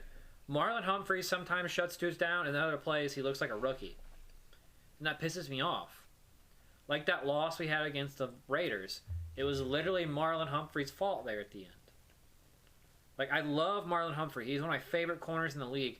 But goddamn does he sometimes not play up to his potential. Yeah. So last game of the week, the Raiders at the Chargers. All right, hold on. I want to talk about LA Raiders. They beat us first game coming off all these injuries, sure. Overtime game. They beat the Steelers. Bad offense. I think the Steelers are going to be a bad team. 500 or under team. And then you go against Miami. They didn't have a starting quarterback, so 500 team. Whole new game plan. Barely beat them, by the way. Yeah, overtime, right? Overtime. And they didn't. It took 2 kick field goals. Yeah. So they couldn't even go down and score a touchdown. Dolphins went back and scored a field goal. I literally think this is a team that's 3-0 off like half its circumstance. So, and that's another thing we want to look at before we end this is the fact that these undefeated teams, Rams are legit, okay? Panthers are kind of frauds in my opinion. They're not. I think Arizona is legit, but not against the Rams. You know what I mean? They're not undefeated though. Arizona's 3-0. Oh shit, they are, aren't they? Yeah. Yeah. I think that's a team that can go like far this year, but I don't think they're better than the Rams. Yeah, exactly. Who's the other one? Broncos. And Broncos. I don't They're think... fake. They are fake. You cannot convince me otherwise. I love Teddy. That might just be my computer. I don't know. I'm hoping. Hopefully it wasn't my internet. Are we still there? Someone type something in chat for the love of God.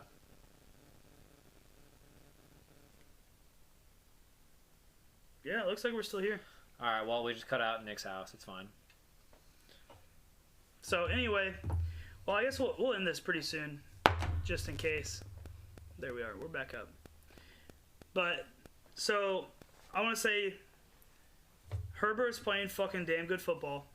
And Austin Eckler's playing. And it's at home. Yeah. And it's at home. Mike Williams, like... Well, did you see what Derek Carr said earlier today? No. He said whenever he plays against the Chargers in LA, the crowd is 75% more Raiders than it is Chargers. He said it's like playing a home game. When he plays at the Chargers? Yeah, when he plays the Chargers at home. He said it's like playing a home game because the crowd is almost all Chargers. Really? Or you mean it's all Raiders? Yeah, I mean that's what I meant. Okay. He said it's all Raiders. He We'll said see. It's but like with Chargers nowadays, I don't know. A lot of people are liking the Chargers. But, so recap, we talked about the picks from last week. I'm 2-0-1. 2-0-1. I'm 0-2-1. We need to come up with some punishments. We were going to talk about doing that. Getting blackout drunk on stream. I've done it once. But I'll say, so we went over it. So we hit on a parlay last week. I think, in my opinion, I gave you guys some good parlays if you guys want to do it. If not, it's okay. Looks like I honestly think we can double what we have this week, and we'll see. Didn't start off the week hot. I was right about Bengals winning, but I was off on a couple guys scoring a touchdown, which that's a 50-50 shot anyway. Went over the games. It's gonna be a really good week of football. There's some good fucking games I'm really excited for. Yeah, it's gonna be a great week of football. It's probably gonna be, beside last week and this week's gonna be pretty close. It's a lot of good games. It's hard to bet on because I have no idea on some of them. But this is the boys at the bar. I'm Nick. And I'm Willie. And let's win some money. Cheers. Drink to you.